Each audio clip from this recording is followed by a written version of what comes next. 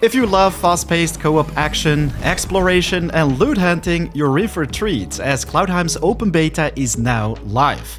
Whether you're diving in solo or with friends, there is a lot to uncover. In today's guide, I'm gonna break down everything you want to know to crush the beta, get the most out of this time-limited event, from crafting powerful weapons and top farming spots, to my favorite build, how you can stack gold fast, and so much more. So let's get right to it. A quick thanks to Noodlecat Games for making today's video possible. I really enjoyed exploring this early version of Cloudheim. I think everyone should grab the chance to do the same with the open beta weekend. Check out my link in the description down below and also share your thoughts, feedback to the devs in the comments.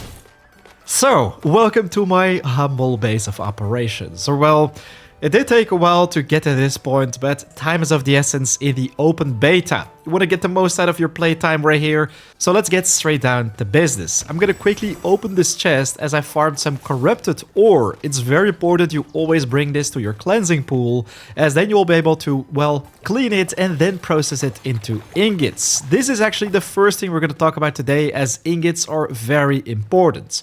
They determine the quality of the gear you craft with it, and that kind of is going to determine your power with it as well.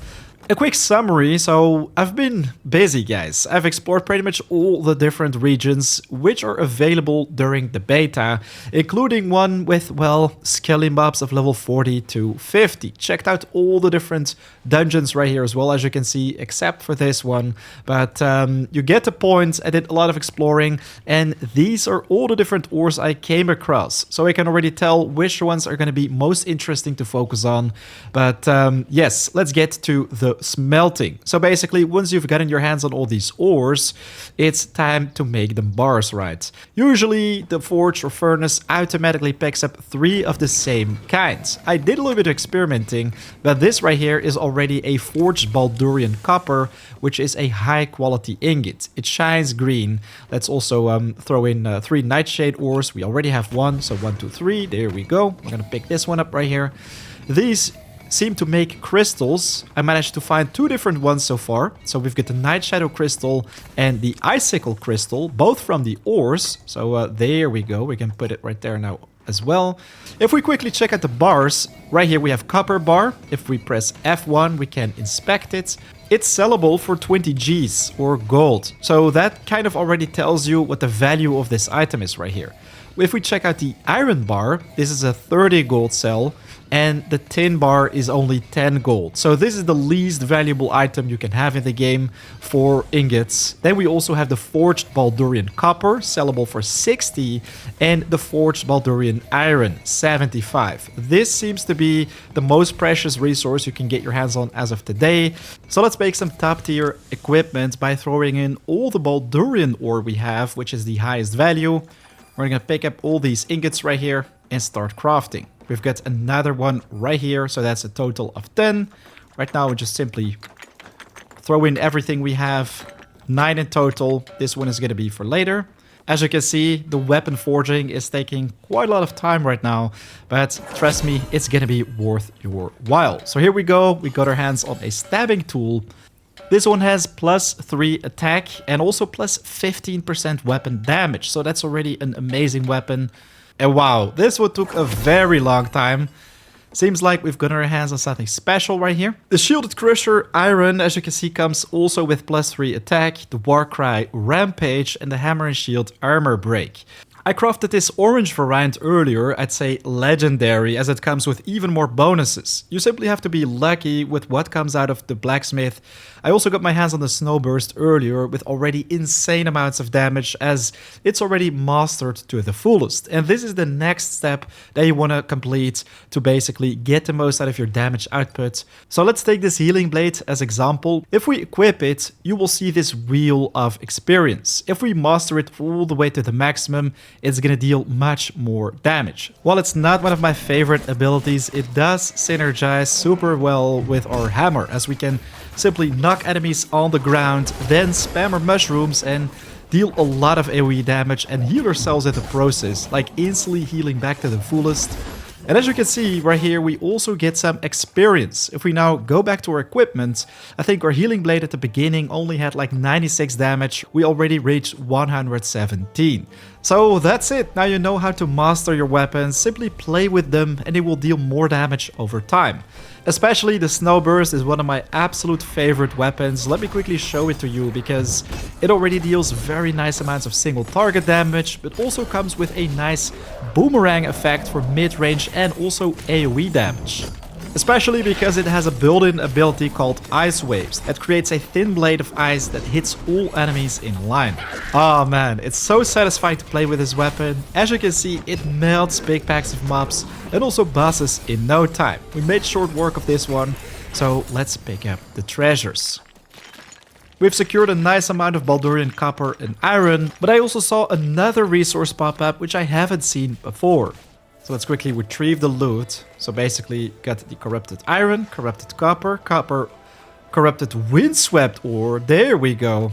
So this windswept ore is a first timer actually. I'm gonna quickly throw it on the ground, see what the value is right here.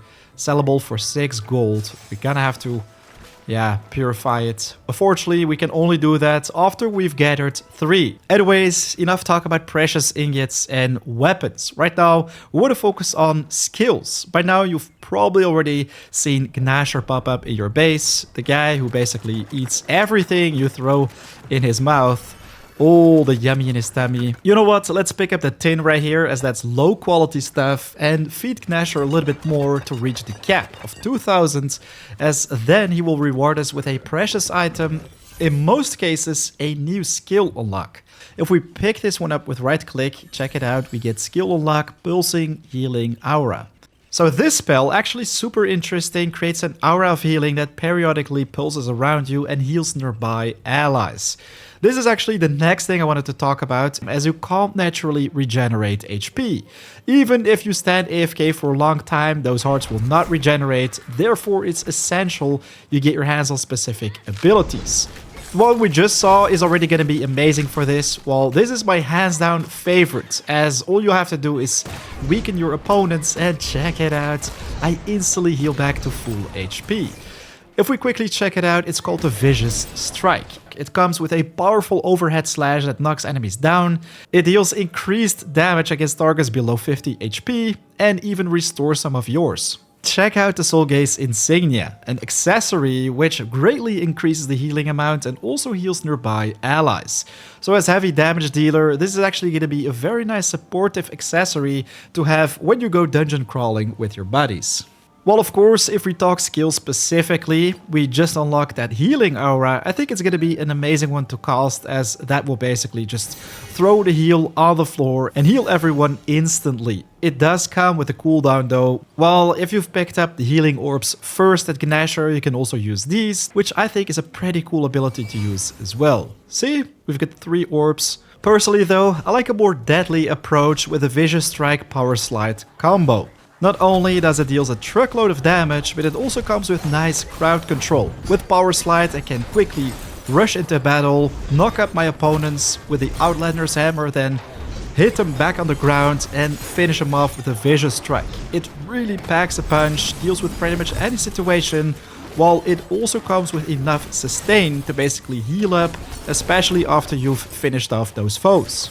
Long story short, built with an answer to pretty much any situation, both in terms of dealing damage, survivability, and maneuverability. So let's quickly check out everything you're gonna need for it. First off, that Snowburst weapon, obviously with a preferably maximum mastery for the highest amount of damage, but it already comes with this Ice Wave ability to create a thin blade of ice that hits all the nearby enemies in a line, which already deals a nice amount of AoE. You can spam it as much as you like, but be careful as you can become overloaded if you use too much mana. I also tried the Winged Vengeance earlier, which in my opinion is a very fun weapon. It comes with a kick, a super nice AoE swirls. If you use it in combination with the Razor Clan Singed, oh boy, you're gonna hit super fast. 30% increased attack speed, which is gonna make short work of big packs of mobs, while something like a sword or dagger is gonna be just fine as well. Still though, the Snowburst is gonna be my hands down favorite. As secondary, I have the Outlander's Hammer, also maxed out, with a pretty interesting bonus right here. rejuvenating executions, automatically built in the Vicious Strike. So it can also heal when finishing enemies with the overhead slam. In general, I wouldn't take anything else. This one right here, the Training Hammer, also comes in handy. I think you can even pick it up at the very beginning.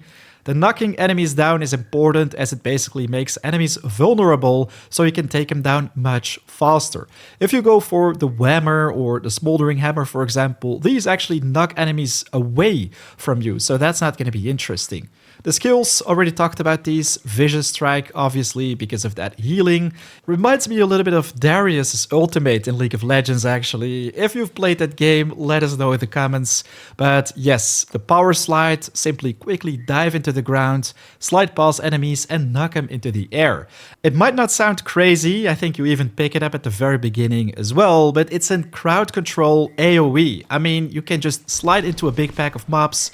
Everything is going to be knocked up, and you can use other abilities to basically finish them off and literally spam this. For the boots, I'm still using standard kick. I don't see why you should go with anything else. Same counts for the lasso, as I didn't have the chance yet to play the game with friends. For movement, I still use the standard evade, even though I recently locked the sidestep. After some testing, I found out that these two are pretty much identical. Right here you can see a little comparison of what exactly they do. In my opinion, there isn't really a difference, but do let me know in the comments if you think there is.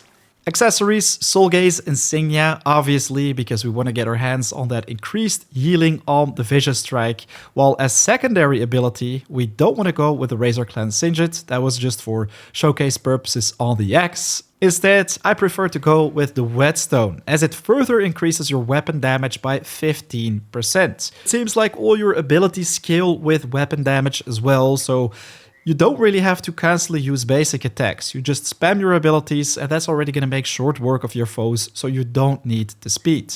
So now you might be wondering, what is the best place to farm equipment? How can I get my hands on rare ore and of course also these accessories as quick as possible? My favorite place to farm everything in the game would be the dungeons. They basically pop up as circle on the map and you can just click on those and instantly travel to them. I think there is about 2 to be found in Arcadia, the Grub Fort and also the Rose Runes. This, guys, is an amazing one as it's super simple to complete, very fast runs with, I think, just a little boss at the very end, with also a chest that comes with a truckload of rewards. Same counts for the Frogopolis. You have a circle of chests right here that's just gonna be filled with treasure. We've got another one, or well, 2 in the Dustlonger Runes. I haven't unlocked this one just yet, but we've got one in Greenvor right here, also one in Frostvalder. So you basically just want to unlock all these different zones and start dungeon crawling. That's going to be your best bet on getting your hands on sweet loot. Especially the bosses inside the dungeons. These usually either drop one of those world stars with which you can unlock new worlds, or they will drop a piece of accessory. If you feel like staying in your base or you're just too lazy to farm all this during the time-limited beta, well, you should check out these 2 portals in your base of operations or Odin Shell. Right here you get the chance to basically try out your loadout or fine-tune your build. The cool thing is, if we check out these little loadout shrines basically, you can pick up all sorts of different ones, automatically get the full loadout equipped on your character. But the cool thing is, on my version, I instantly got my hands on all those items afterwards as well. And I think that's how I got my hands on the Snowburst and many other weapons, without having to craft these myself. Also the mystery box, I think, the Gadgeteer armband, all those basically popped up in my inventory forever after simply interacting with these shrines. So because beta is time limited, I think this is going to be a nice thing to try out if of course you have access to these shrines. And last but not least, you're also going to need a truckload of money to get your hands on a massive base, with of course all the crafting stations and workbenches that come with it, each costing like 500 to 1000, while you're also going to need a lot of building materials which you can pick up at Sylph. These can also be purchased with gold, so you want to know an efficient way how you can make a ton of that. Well, let me show you quickly how I do it. The first and most obvious method you already gain access to from the very beginning would be the fishing. If we quickly check it out right here, which you unlock right after building the dock basically. Look at that, we just got a prompt sold suckerfish for 300 gold right there. But the fishing minigame is very simple. You only need to cast your line, then reel it in if you see the yellow exclamation mark. You always get random fish when you do this, which will automatically spawn in your chest. Okay, so that's one of them right there, the bubble blobs. If we pick him up, we can bring him to these sale stands. Just simply throw him on there and that will show you the value.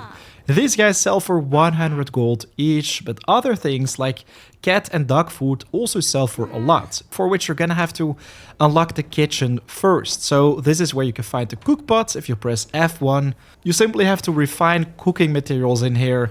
Simply check out Brooks, the chef, in the same room and purchase 2 eggs for 10 gold each. Trust me guys, this is a super cheesy method. All we have to do right now is throw these eggs in the cook pot and after a couple seconds a snack will be done.